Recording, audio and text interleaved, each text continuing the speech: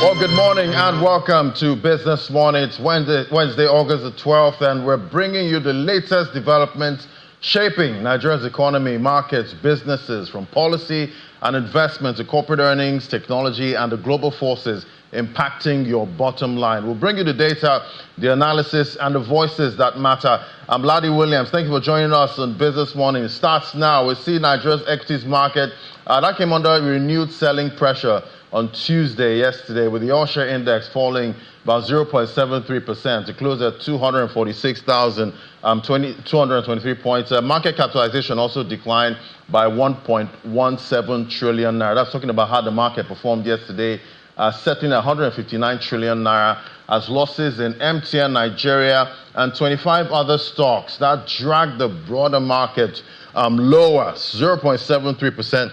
The question now is this a temporary pullback or the start of a deeper market correction? We've had so much gains already in this year. So volume, value, that was in the green compared to the previous trading day. But for deals, though, that was lower, 45,608 deals. Flip over to other parts of the market now. We see for the top gainers, UPDC credit there was 10% up to close yesterday. FTN Cocoa Processors, not seen that on the top gainers list in a while now, 9.88% yesterday. We see Thomas Wyatt there, profit taking down 9.97%. Then Ava Capital again, another profit taking day, 9.60% lower, closing at 8.95 naira now. Let's look at other parts.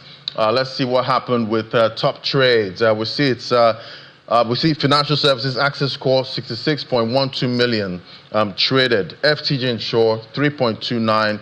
And I also see Trans Express there, 84.58 million traded. So that's how, that was a picture yesterday. We'll see if the midweek trade brings something different. But let's get a check on oil now. Let's see what's happening. It's all about the Strait of Hormuz, supply issues right there, US-Iran escalation, and we're seeing Brent there. Seems to be heading back to the $90 per barrel level, 0.33%. There's a lot of volatility right now. It might have even clocked 90 as we speak. But WTI, that's 83.53 at the time we took the number, 0.40% higher this morning. Fresh attacks on shipping in the Red Sea by Yemen's Houthi rebels. That's also raising fears of prolonged disruptions to oil supplies across the region. So we're back again with oil prices rising again. Still in the oil and gas industry, President Bola Tinubu has approved a new framework aimed at reviving investment in Nigeria's offshore oil industry, with government projecting up to $50 billion in fresh capital. The new rules replace the previous project-by-project negotiation system with a standardized framework for qualifying offshore developments. The move is expected to provide greater certainty for investors and unlock projects that have remained on hold for many years. We know investors love certainty.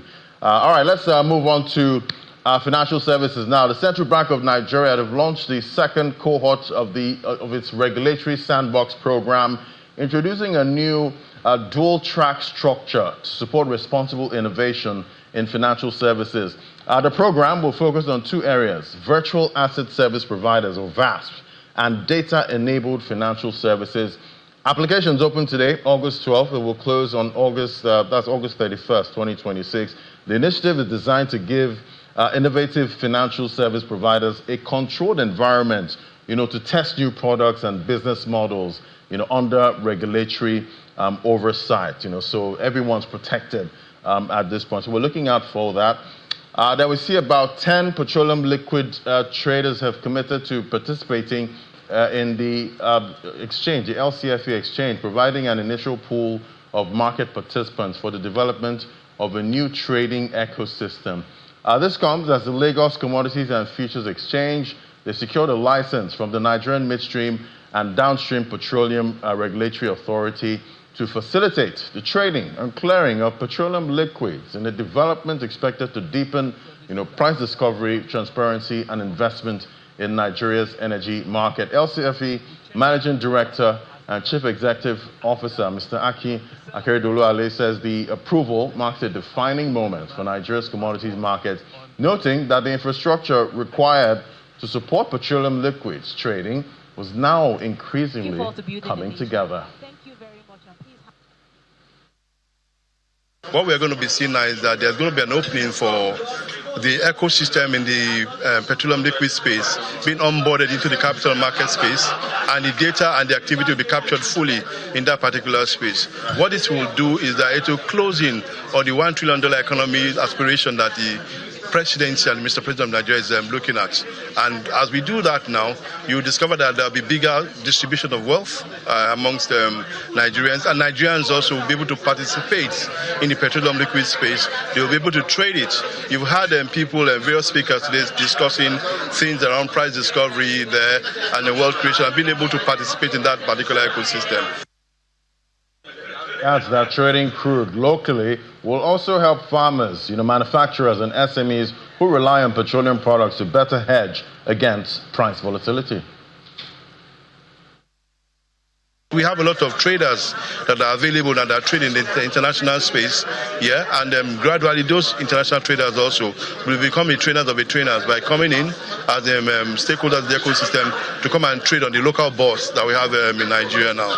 Like I mentioned, it's a journey of 1,000 miles, and we are going to go after the baby steps and the low-hanging fruits before we start escalating the market further as it evolves to the next level. So first thing is price discovery, benchmarking, certification of stakeholders and the agents that are going to participate, and the brokers that are going to be trading on the floor also, the training and the capacity for them to be able to deploy.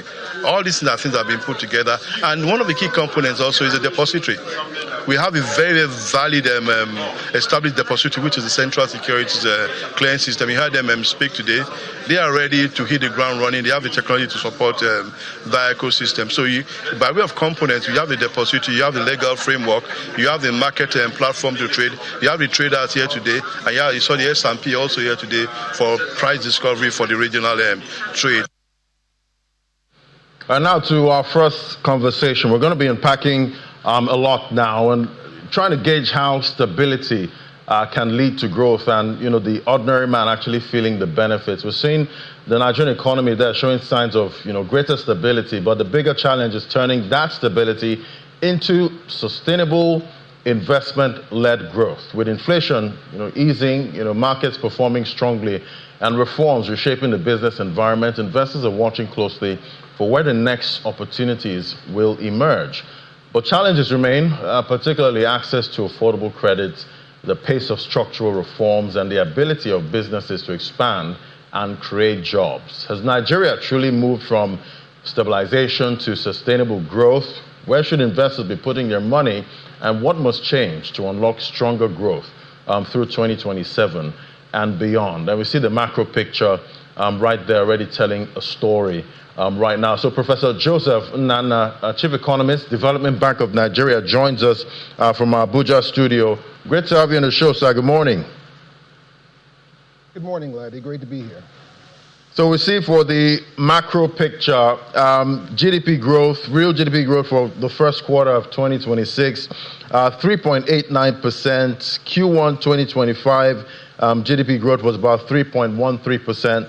So we're seeing a movement upward there. Non-oil share of GDP was 96%. Manufacturing growth, Q1 2026, about 3.29%. Trade growth, Q1 2026, 2.08%.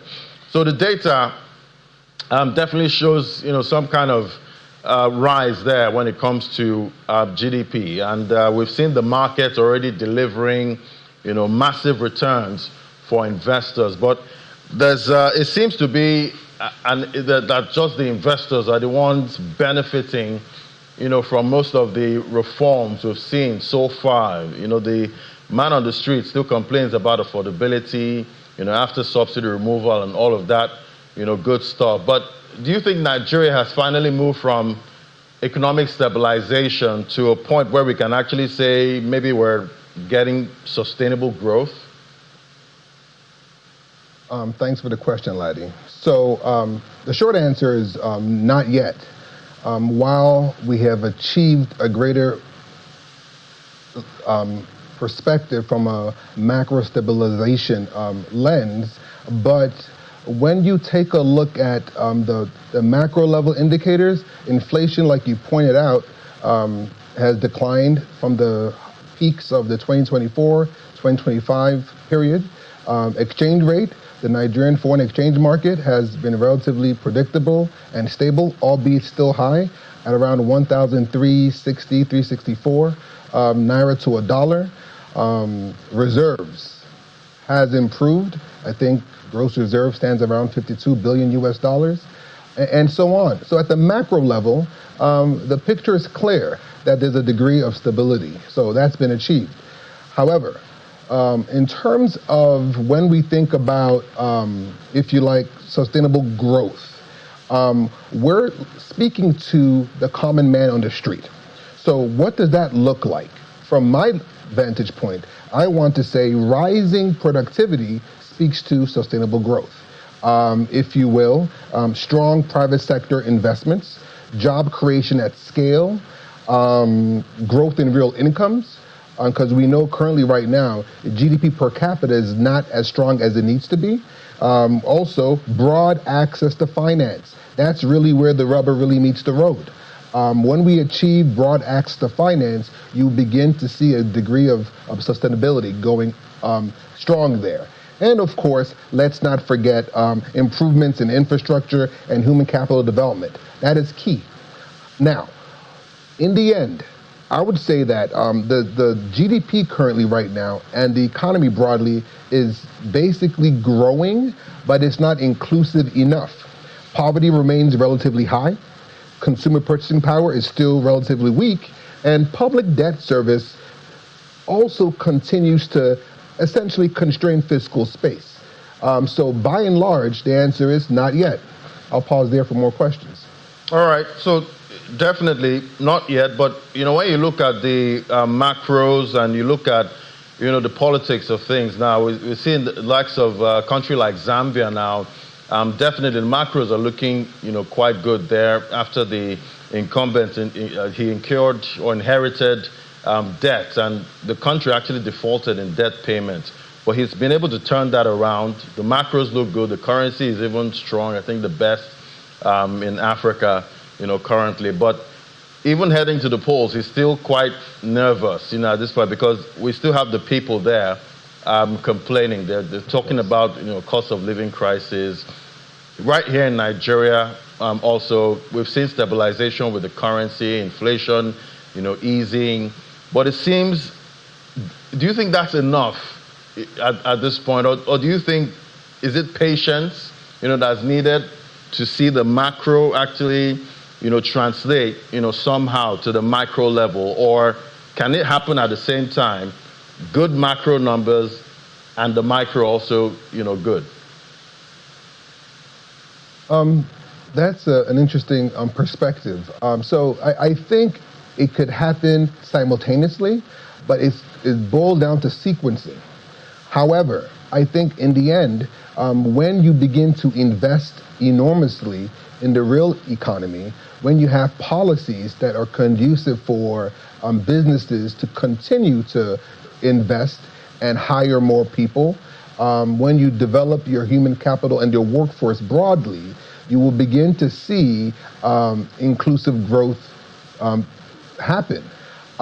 Access to finance typically becomes more important at this juncture.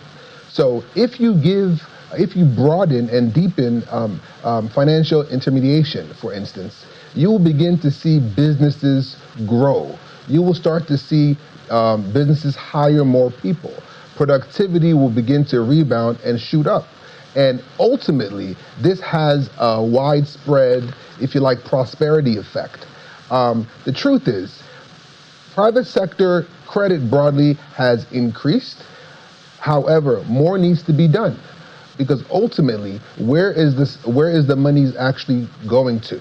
If it's going to the real economy, for instance, now you will see manufacturing sector, specifically manufacturing sector that does not require inputs from outside of the country.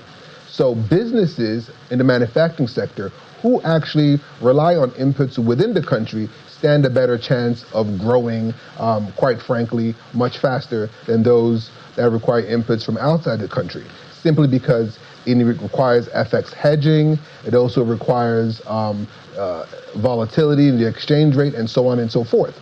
But by and large, ultimately, inclusive growth can be achieved with concrete policies that speaks to the common man on the street. Industrial policy, which has taken into effect, and sometimes we have a lag. When some of these policies come on board, it takes some time to filter through the economy and for businesses and individuals to really feel the effect of this said policy. So to answer your question directly, some time is needed.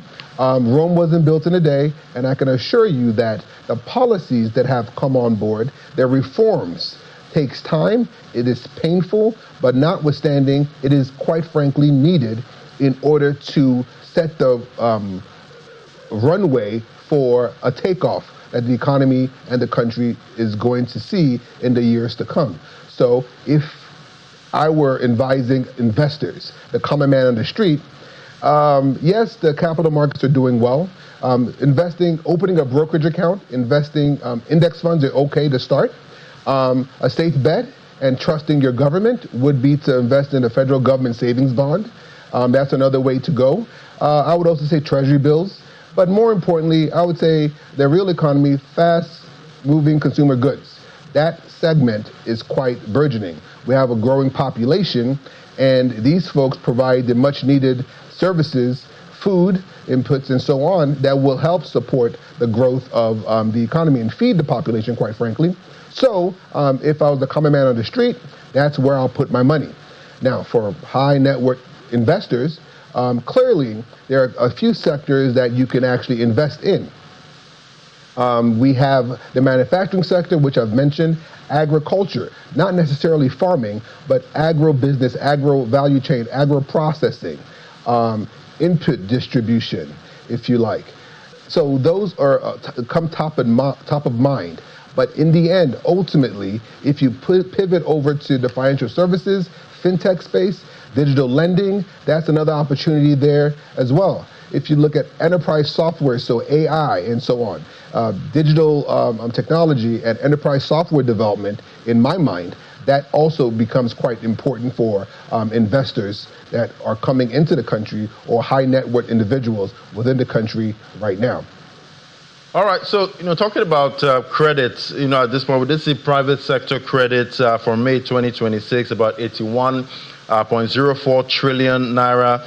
Credits to the government, that was about 40.38 trillion. So we see the private sector getting more than the government when it comes to credit. And despite that, who is getting the credit at this point? You see 81 trillion private sector, government 40 trillion.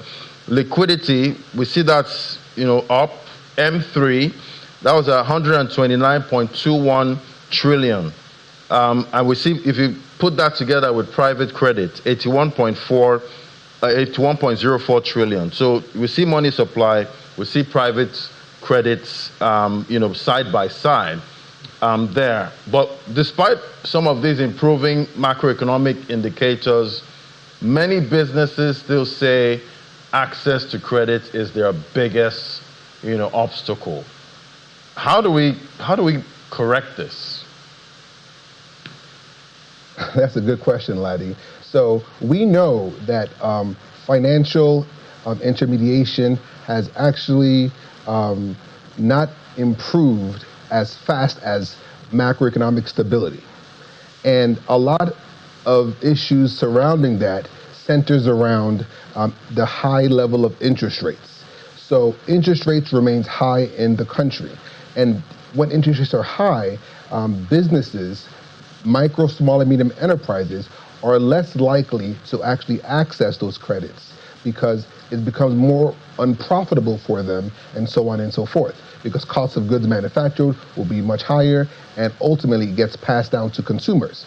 The risk perception broadly for SMEs are also high, and that's owing to because banks see these segment of the economy as having more or less an informal, the not enough business or weak business records, if you like, inadequate collateral in which the banks are willing to accept. But in terms of the collateral part, I would like to mention a lot of work has gone into the National Collateral Registry, which is quite useful for micro, small, and medium enterprises, and so on.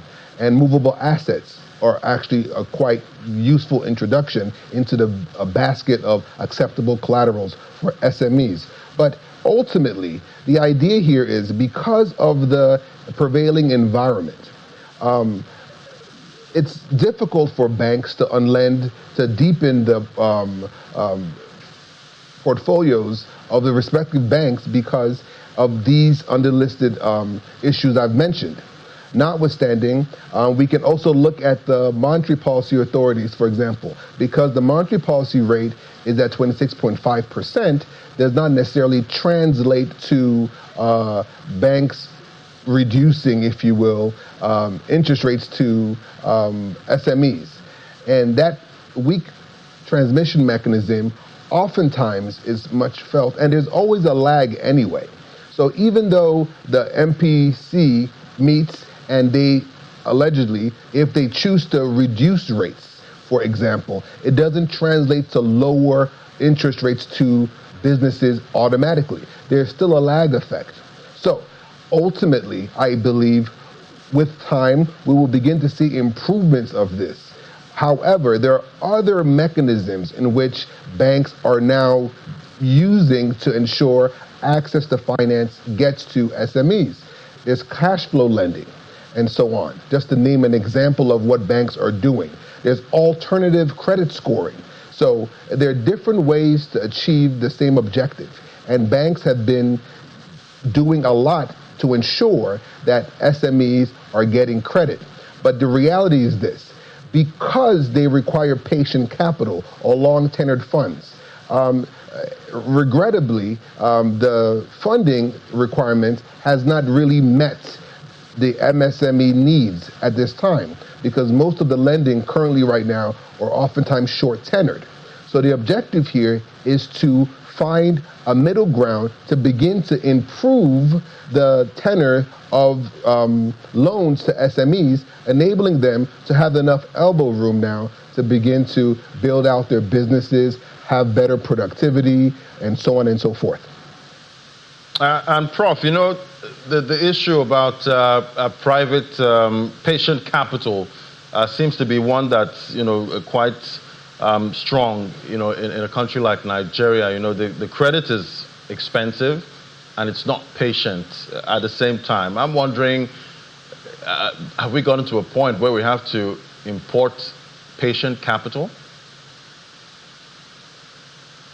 Well, patient capital can be seen in the economy depending on how well your business model and the business plan is actually appraised by the credit committee of the respective banks.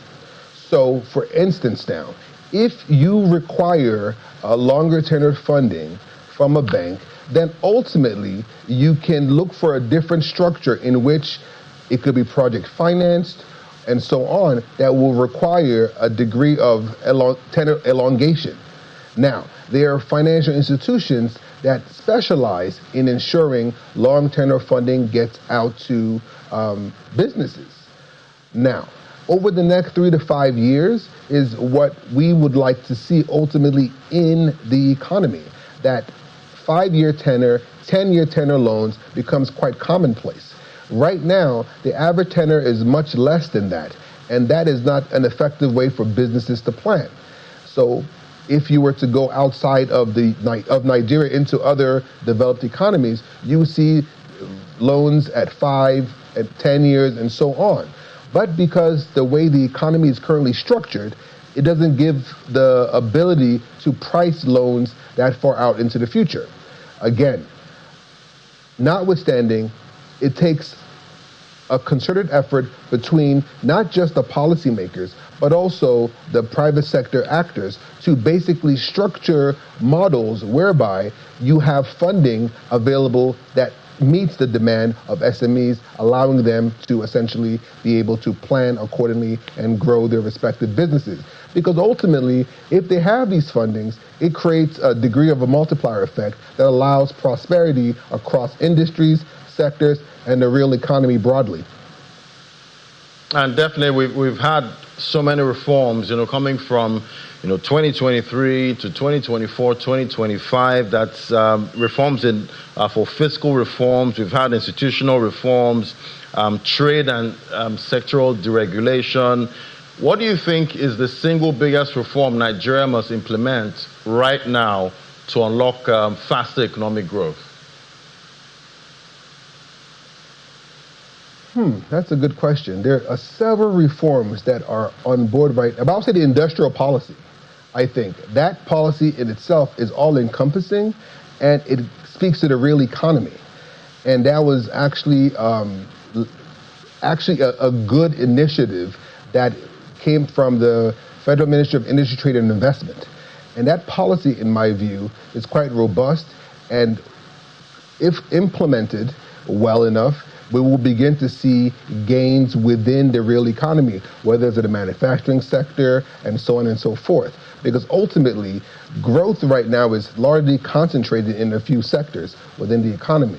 But the Nigerian economy is large enough where other sectors can actually be improved on, can grow, and more individuals can get easier barriers to entry barriers, if you like. So that's what I'll point to right now. But the FX reform is actually quite good, well received, and that needs to be deepened accordingly. But those are the reforms I would think are quite top of mind for right now. All right, Prof, before I let you go, looking ahead, to 2027, what gives you the greatest confidence and what worries you the most, about Nigeria's economy? Greatest confidence. I would say the ongoing reforms is quite welcoming. I know it's quite painful, but the truth is we have come from a place where we had low growth and a bit of, if you like, an unstructured economy, if you like. But ultimately now, since the reforms have kicked in the immediate term, it felt very painful. It is still very painful. But at least there's a degree of visibility and line of sight to say, perhaps in another couple of years, we will be seeing the light at the end of the tunnel. However, what gives me confidence right now is the resilience of the businesses, the SMEs out there. They are going through a very daunting period because they have a lower savings propensity, and yet they still continue to battle it out and remain open and look for growth. So those are the two things I believe we should take away from this conversation. MSMEs remain the engine of economic growth, and we need them to continue to grow from nano to micro to small, and so on. Because ultimately, these folks are the people who will ultimately ensure that inclusive growth is actually achieved for the Nigerian economy. Yeah, see the people craving for inclusivity right now. But thank you so much. I guess that's a good place to anchor it. Professor Joseph Nnanna is the Chief Economist, Development Bank of Nigeria. Thank you for coming on the show, and enjoy the rest of your day, sir. Thank you for having me, Laddie. All right, so we see the Federal Competition and Consumer Protection Commission, that's the FCCPC. They're urging bakery and confectionery operators to strengthen product safety and quality standards. The commission says businesses should regularly review their ingredients, production processes, product labels, and complaint handling systems, while ensuring that consumers receive accurate information on weight, quantity, and product content. Take a listen. It's a stakeholder engagement between the Federal Competition and Consumer Protection Commission, the FCCPC, and bakery and confectionery operators in Lagos. The meeting is built on the notion that the bakery and confectionery industry is not merely a commercial enterprise. It's a vital contributor to food security, employment generation, agricultural value chain addition, and industry growth. Today's theme, building consumer trust through quality and safety, a regulatory compliance mandate for industry operator, is both timely and significant. It reminds us that consumer confidence is built on quality. Bread and confectionery constitute the second most widely consumed non-indigenous staple food in Nigeria after rice. And approximately we have over 20,000 bakeries operating in Nigeria, and they all combined to produce about 6.2 billion loaves of bread, amounting to approximately 5.2 million tons, supplied into the Nigerian market. FCCPC reiterates its stance in enforcing consumer safety in all sectors. Whatever the prevailing economic circumstances, cost pressures cannot justify practices that compromise the health and safety of consumers in Nigeria.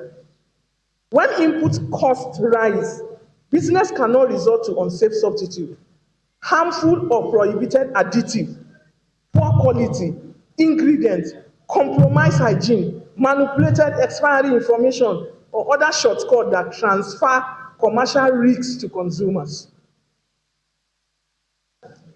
Where particular ingredients, additive labeling practices, or production methods are prohibited or regulated under applicable sector requirements, those requirements must be observed. The consumer cannot become the shock absorber for every difficulty confronting the producer. Businesses are entitled to respond to changing economic conditions through legitimate commercial decisions. What they cannot legitimately do is deceive or endanger consumers. Another area that deserves particular attention is product labeling and representation. A label is more than packaging. It contains representation made by the producer to the consumer, and consumers are entitled to rely on those representations. Under the FCCPA, what a business tells consumers about its product matters, regardless of where that information appears. The regulator is asking for more intentionality by bakery operators on detailed technical requirements governing ingredients, additives, hygiene, labeling, and food safety that may arise under applicable sector legislation, regulations, and standards. Yeah, let's do everything to protect the consumers in Nigeria. All right, let's look at the digital economy now. We see Nigeria is seeing an explosive demand for internet services with 6.6 trillion naira in internet demand recorded over the past year. But as digital consumption rises, questions are growing around the quality of telecom services, the financial performance of operators, and the increasing threat of cyber attacks and data compromise, particularly for banks. Joining me now to discuss, we have Mr. Oluwole Abegunde, is the Vice President, Data and Insights at Insights. Good to have you on the show, sir. Good morning. Thank you for having me, Ladi. Wow, 6.6 trillion naira. That's quite the number. That's a lot of money. Yeah, 15.32 billion gigabytes. That's the data consumed for 2025. Monthly data usage in May 2026, that was about 1.5 million terabytes. May monthly data usage growth was about 44%. So we're really chugging down this data, and it's almost like we're saying, you know what, take my money to these telcos. I guess the consumer is quite resilient in Nigeria, the data consumer. Yes, I believe the reason is because lifestyles are embedded in your mobile phone now. If you misplaced your mobile phone 10 years ago, 15 years ago, the only thing you're missing was your contacts. But today, your business is there, your banking is there, education is there, entertainment is there, sports betting is there. A lot of the ecosystem is large that accommodates a lot of lifestyle that people live now. So people are literally have to depend on telcos to live lives today. If you look at social selling, for example, which didn't exist about 20 years ago, on Instagram, on WhatsApp, on TikTok, it's a lot of things that young people are doing today. And we have the youngest population on the content about 19, the median age about 19 years old. A lot of these young people are on social media, selling, creating content, YouTube, all of that. And it's growing year on year because you have more people coming from the 18 years range into that space also who can handle mobile phones and do things legally too. So that is contributing massively to the growth we're seeing in the data. Right. And we now we hear the likes of 7-year-olds, 8-year-olds saying, Daddy, Mommy, I want data. Those ones that have gadgets. Because in some schools too, at very elementary level, this is used to educate some of these young children. So they're used to that from the school phase. Then when they get back home, they want to continue that also. And they're playing games. Minecraft, right. Roblox. It's huge. So that and we're seeing that growth year on year because you're seeing more and more children. Look at some of the views on children content on YouTube alone, billions. So Baby Shark. I'm not the one watching that. I'm not the one watching that. Yeah. So you can see that growth from even the young ones to teenagers, even to the adults. Yeah. Even other elderly people now. You have people in remote villages, elderly ones, men and women who want to connect with their children abroad or in the cities, and they use WhatsApp to do all and that data also. You find somebody elderly, 60 years old, who is scrolling on the status on her WhatsApp, and you're consuming data. You're watching 2-minute videos, 3 videos, and so every move you make, yeah, you're consuming data. So, seeing this extraordinary growth, is it that Nigerians are consuming more data, or they're paying more for data? It's both. They're paying more because they're using more. I gave the example of social selling, for example. Now, every day you have to have your products online so your consumers or customers can see you. So somebody who is selling shoes, for example, or any kind of merch, can't afford to be off Instagram for 24 hours because that means nobody is seeing what I'm selling. Or when people try to reach out to you, you can't. Even artisans, for example, back in the day, 20 years ago, 15 years ago, they'll have to come to you physically to give you a quote. But those guys now will create a quote on the paper and snap to you, send to you via WhatsApp. So that pool of consumers that need data for livelihood, for business, entertainment is increasing and is expanding. That pool is expanding year on year. All right. So talking about the pool, at this point, who do you think is demanding more? Individuals versus businesses? Both. Because businesses also have to transform. Across every sector, banking, telecoms, oil and gas, manufacturing, we're seeing that there's a lot of digital transformation in those environments. And that also it drives up your data usage per staff that you have. Because people are communicating more now, people are working remotely. There's a meeting you have to join, there's a Teams call, there's a Google call, there's a Zoom call that you have to attend to. That is data being burned, So, and it's across the country. There's a lot of remote working across the country now, so that's data also.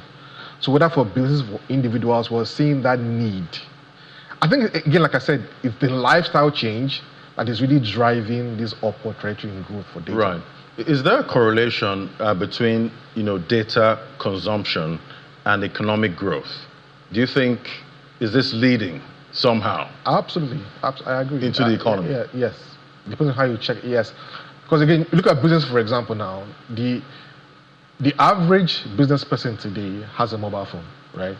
And is trying to reach his consumers, his suppliers, everybody in that ecosystem, and what he's trying to do, or maybe a WhatsApp call. The professional who is working remotely, what is he doing? Who has a job, earning the salary, has to be on a Teams call on a Monday morning, has to reach out to his boss on something.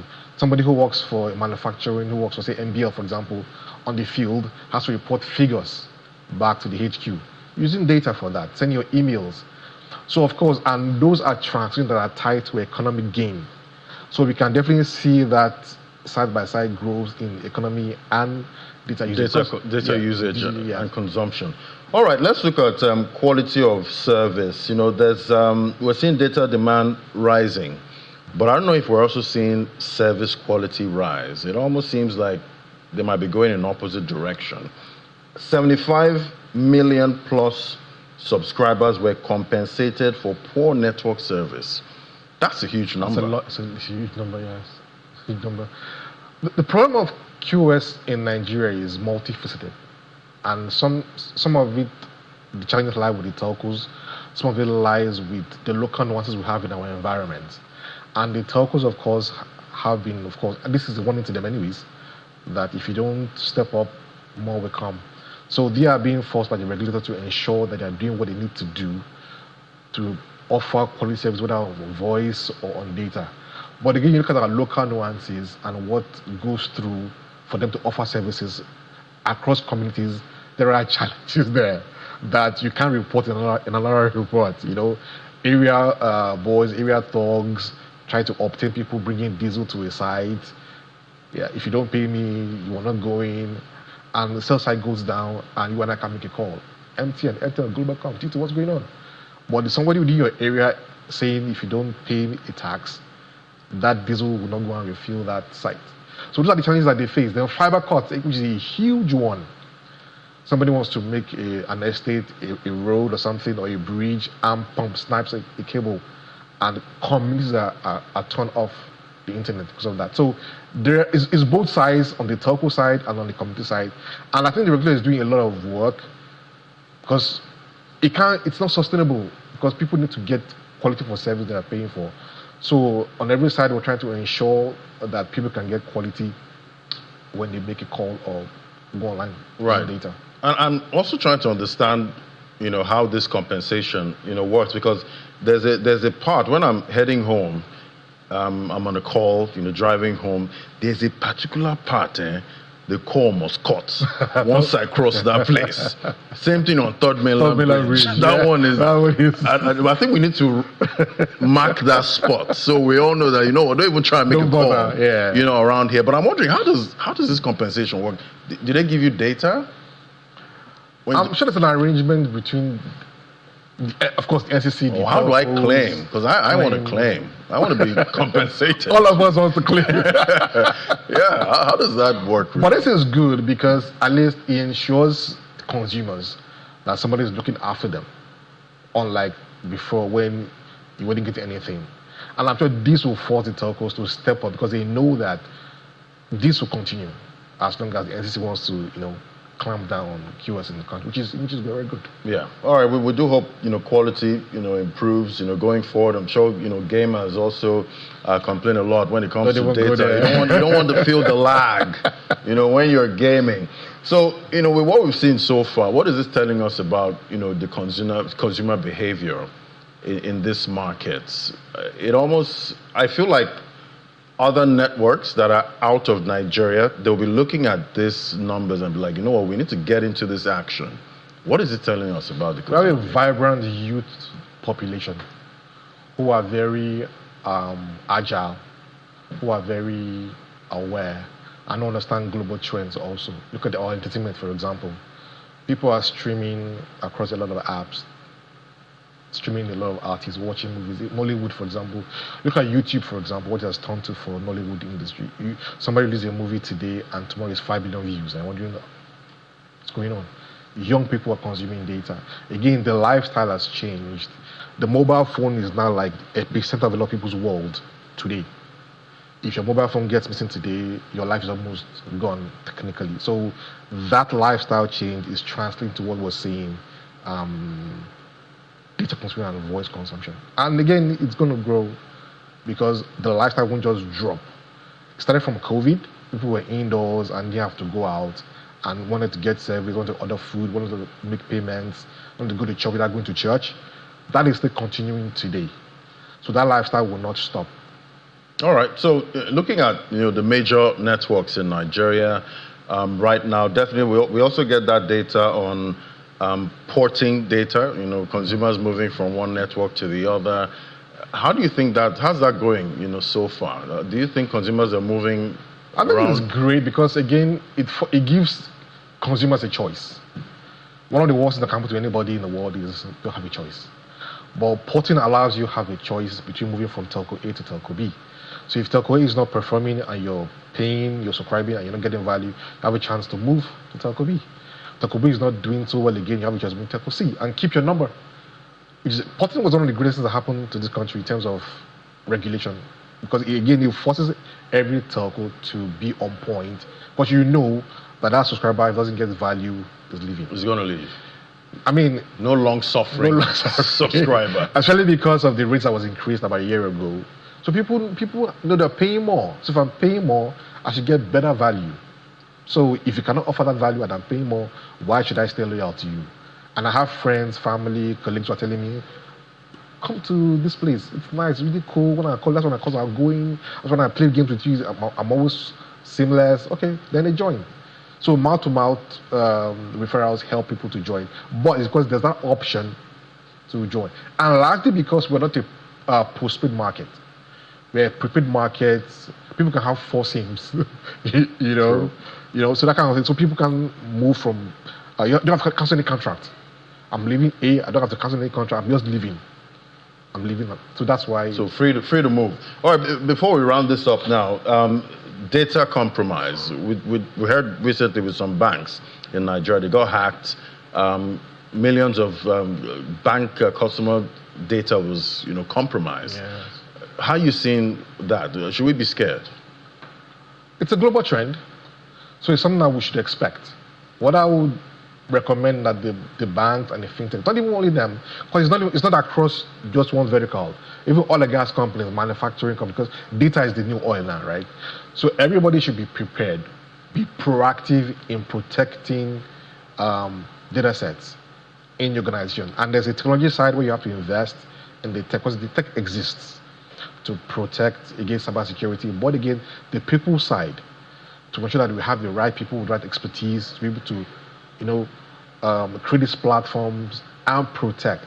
Then again, even the employees of the organization, they need education to understand what to do and what not to do to compromise the business. Because a business is spending millions of dollars into cybersecurity solutions, they bring the best CIOs, the best security experts, then one coconut head employee wants to watch something that shouldn't be watching at the office.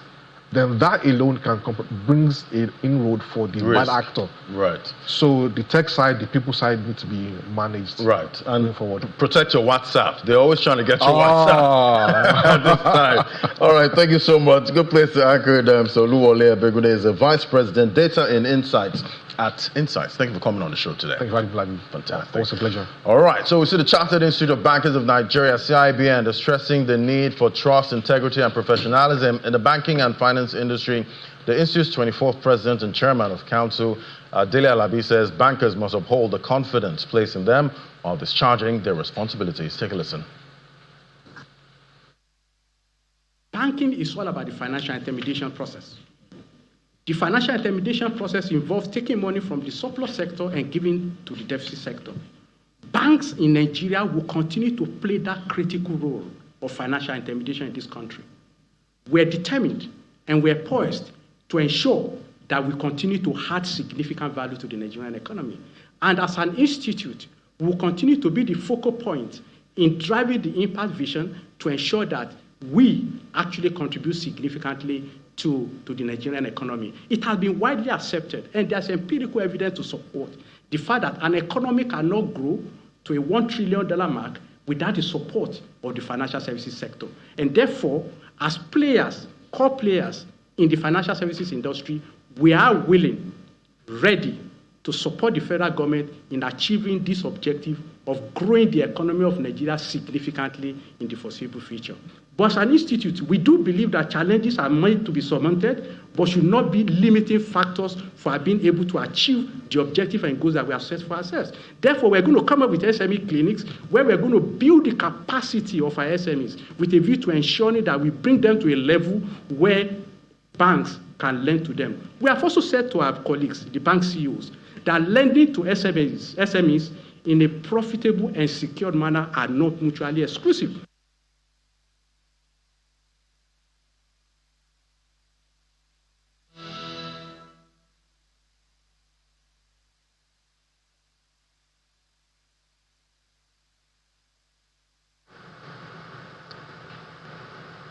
Yeah, thank you so much, Ladi. Let's go global now. We start from inventories. They will tumble this quarter at more than twice the rates previously estimated as the Iran war flares again, even as the hit to demand from high prices deepens. This is according to the International Energy Agency, that's the IEA.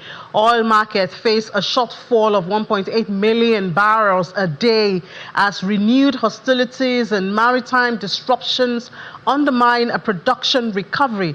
The IEA said this in their monthly report. And for 2026 as a whole, they said that the deficit will likely be the widest in 5 years. And President Donald Trump has claimed that the U.S. had total control over the Hormuz Strait as Washington and Tehran hardened their stance in deadlocked negotiations over the waterway. He says, according to President Trump, we own it. That's what he told reporters at a joint base, Andrews, outside Washington late yesterday. At some point, maybe they'll do something and then they will get blown away. These are the words of President of the United States, President Donald Trump. And still in the oil space, Abu Dhabi National Oil Company is offering to shuttle export of Iraqi oil through the Strait of Hormuz using its dark transit playbook to transport Basra and other crude to refiners in Asia. And the United Arab Emirates State Oil Company has been the most successful producer at getting its crude out of the Persian Gulf. It has used so-called shuttling tactics, where vessels make short trips, often with their transponders turned off to avoid detection, before typically transferring their cargoes to other ships just outside the Gulf. And U.S. President Donald Trump is considering calling on Congress to cut capital gains taxes as part of his policy pledges for the midterm election. Of course, we know here in Nigeria, too, we also have issues with capital gains taxes. But Mr. Trump is also considering exceptions for certain home sales, according to the report citing a top economic aide and a former administration official. Reports of potential tax cuts come as Trump and the Republican Party race to shore up support amid a sustained decline in popularity ahead of the November midterms. High living costs, fuel prices, and a protracted war in Iran, they've soured sentiments towards the current administration. And still in the United States, let's see how trading closed yesterday. We have our Washington correspondent, Maria Bird. Good morning, Annie. I hope that you are well, despite the U.S. markets having a bit of a challenge on Tuesday, as the Dow Jones was down at 0.3%. The S&P 500 was also down at 0.3%, and the heavy tech Nasdaq led the day down at 0.6%.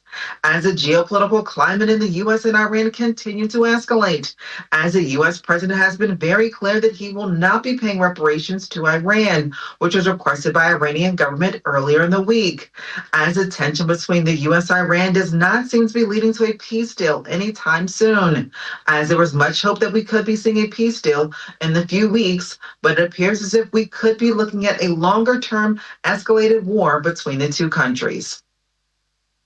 Thank you, Maria. Let's go outside the United States now. German government bond yields, they hovered near one-week highs on Wednesday as a persistent spike in crude oil, expanding Middle East hostilities, and rising domestic inflation has kept duration risk penalized across European sovereign debt hubs. The benchmark 10-year bond yield that drifted marginally off its previous session peak at 3.15% after touching its highest level since August 3. The rate-sensitive 2-year German yield also lingered near weekly highs around 2.78%, reflecting a market that has rapidly priced out European Central Bank easing for the autumn. And still around Europe, Norway's sovereign wealth fund, that's the world's largest, reported its best quarterly return in 6 years. That's helped by gains from its large holdings in global technology companies. The $2.3 trillion fund, managed by Norges Bank Investment Management, returned 11.5% in the second quarter, and it was the best result since the second quarter of 2020. Now, Russia's Black Sea ports are home to major oil and grain terminals and a naval base. They caught fire following a massive drone attack. Satellite images from NASA's Fire Information for Resources Management System shows heat anomalies likely indicating fires in the port area. And local officials have also confirmed it, and the whole of surrounding of the region, they were targeted by several hundred Ukrainian drones overnight. And finally, in China, a drive to buy large volumes of U.S. soybeans, a commitment under last year's trade truce, risks being complicated by a lack of participation from the country's private traders. Purchases of soybeans have accelerated in recent weeks ahead of an expected September summit between President Xi Jinping and President Donald Trump. But the buying splurge is being spearheaded by China's giant state-owned agriculture traders, with the private sector largely sitting on the sidelines because the trade isn't commercially viable. And those are the global stories for now.